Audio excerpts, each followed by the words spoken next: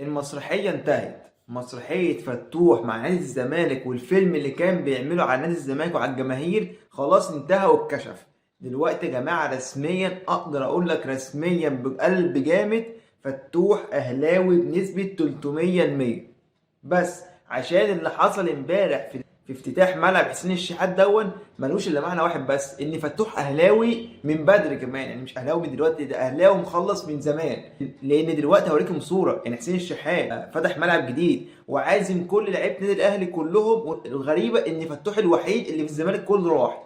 يعني انت عارف مثلا لو كان مثلا في لاعبين تاني راحوا من الزمالك اقول لك ماشي، انت الوحيد اللي رحت وفي وقت في مشاكل مع النادي والنادي عرضك للبيع وانت بتقول انا رايح الاهلي ومش رايح الاهلي، فكده يا جماعه خلاص انتهت بنسبه 200%. فتوح اهلاوي لان الصوره ده هتبان قدامكم، حسين الشحات مع كريم فؤاد مع امام عاشور مع صلاح محسن وكهربا وفتوح. خلصت. اللي يشوف الصوره دي يا جماعه ويقول لك فتوح ما مضيش للاهلي يبقى بيفهمش، يبقى لحد دلوقتي مغيب. بس تعرفوا اللي يبقى لحد دلوقتي هو مش عايز يصدق والصدمه كبيره عليه، ما يعني لان هو بعد قلم كهربا بعد كده امام عاشور بعد كده فتوح. بس انا عايز افهم حاجه، بس عايز افهم حاجه بس ايه صغيره.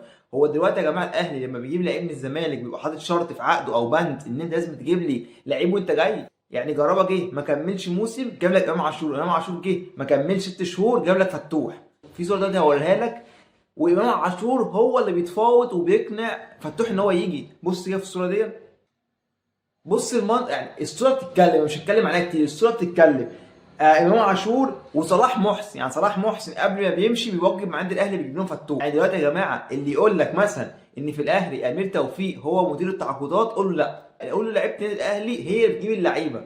يعني قول له لعيبه النادي الاهلي هي اللي بتتعاقد مع اللعيبه. يعني الاول حاجه شفنا امام عاشور لما كهربا كلمه كلمتين بس في نهائي الكاس تقريبا، اقل من 6 شهور امام عاشور في الاهلي. دلوقتي امام عاشور استلام فتوح اللي هي بالدور بقى يا جماعه، نسبه ما هي بالدور. يعني كهربا جاب لك امام عاشور، امام عاشور جاب لك فتوح، بعد كده فتوح بقى يجيب لك ايه زيزو.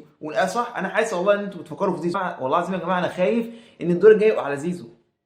ما اصل ما ينفعش يا جماعه، ده امام عاشور ماسك، ده امام عاشور ماسك الواد ايه من ودنه عمال يقول له ايه تعالى الاهلي استقرار بطوله افريقيا دوري كاس عالم انديه فكك من الزمالك، الزمالك بيقدم ضحك. ده غير الضحك اللي لكم دلوقتي اللي حصل في الزمالك، يقول له تعالى يا عم تعالى الاهلي يا عم فكك من الزمالك، انا كنت في الزمالك وعارف.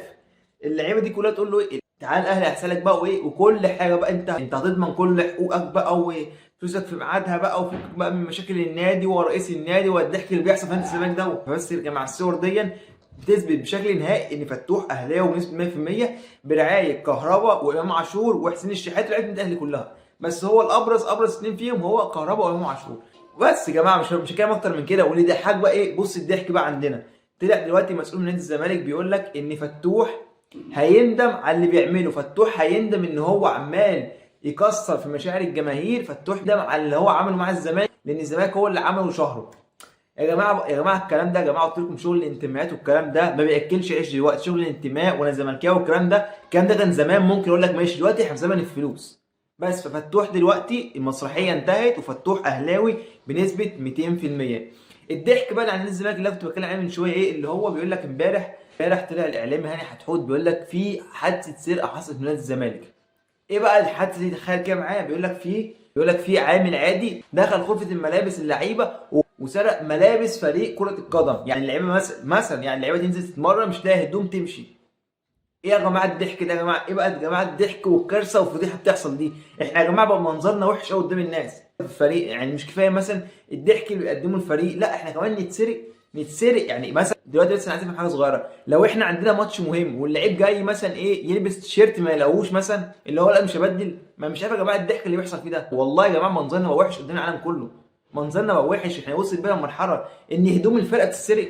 هو ايه يا جماعه اللي بيحصل ده؟ ولا يكون مثلا مرتضى منصور بيعمل اللقطه دي معانا؟ مش عارف. انا اتوقع اي حاجه تحصل، في الضحك ده.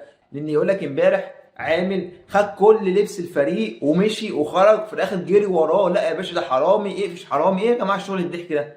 ايه شغل الضحك والقرف ده يا جماعه؟ ما تبطلوا يا جماعه تضحكوا علينا العالم كله. احنا وصل بينا لمرحله ان احنا بنتسرق في النادي بتاعنا من الناس العمال. ده لو ليه معنى واحد بس بالنسبه لي، ان حتى العمال اللي شغالين اتجننوا مثلا من كتر مثلا ما هم ما بيقدوش مرتباتهم، فقال لك نسرق بقى الفريق.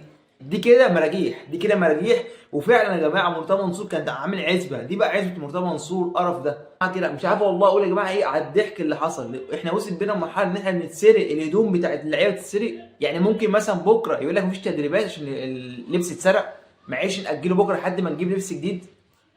مش عارف والله يا جماعه هنفضل لحد امتى كده نضحك كل الناس علينا؟ اللبس بيتسرق.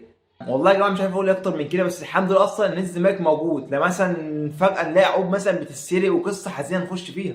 فيا ريت يا ريت كده كابتن حسين لبيب يشوف العزبه دي ايه ظروفها، يشوف العزبه دي ايه ظروفها، عشان احنا بالمنظر دون احنا كده مش عارف اقول لك ايه. مش مستوعب يعني ايه الفرقه تتسرق والهدوم بتاعتها تتسرق والعامل يجري وفي الاخر يكتشف ان هو حرامي ويجري وراه في الشارع ويقفش حرامي والهدوم دي بتاعتي ومش عارف الكلام الضحك ده. انا مش كلام اكتر من كده يا جماعه. في الاول وفي الاخر الحاجات اللي بتحصل دي ما بتبشرش بمستقبل حلو، بتبشر بمستقبل رايحين في داهيه. بس كده يا جماعه، في الاول وفي الاخر ده كان كل اللي عندنا النهارده من موضوع فتوح. ورسميا فتوح اهلاوي بعد الصور اللي حصلت دي وحادثه الضحك اللي حصل من الزمالك، ان بيقول لك في عامل سرق الهدوم وجري في الشارع واللعيبه جريت وراه وحصل ضحك هناك.